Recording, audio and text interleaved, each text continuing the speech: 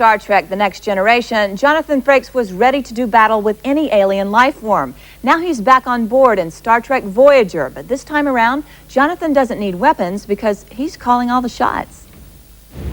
Computer, locate Lieutenant. Cancel inquiry. On the Starship Enterprise, Jonathan Frakes was always the first officer, #1. Unfortunately, that really meant second banana to Patrick Stewart's Captain Picard. But for an upcoming episode of Voyager, Frakes is finally at the helm because he's the director. Action! It reminds me very much of our show. Doesn't it remind you of Next Gen? Great cast.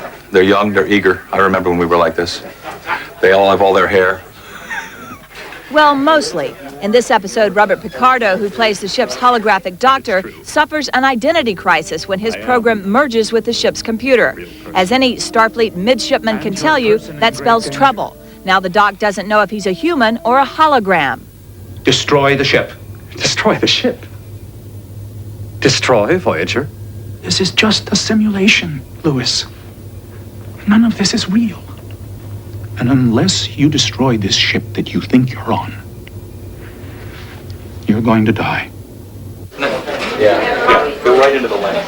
Jonathan has been a tremendous amount of fun to work with. He has such a great sense of humor that it's pretty infectious. He also screams a lot. Yeah, but in a friendly way. Frakes feels right at home on Voyager. He says the nooks and crannies of this ship remind him of his old vessel, the Enterprise. And it's just that familiarity which keeps bringing the fans back, even though there are a few important differences. Plenty of good differences, yeah.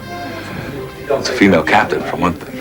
But the following of the Prime Directive and all the things that we've come to know and like about Star Trek, and the morality play being told in an hour at the end, there's a statement made about something positive.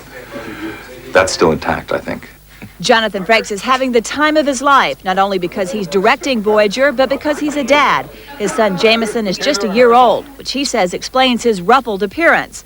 Sure, it's hard work being super dad and space-age director, but hey, who's complaining?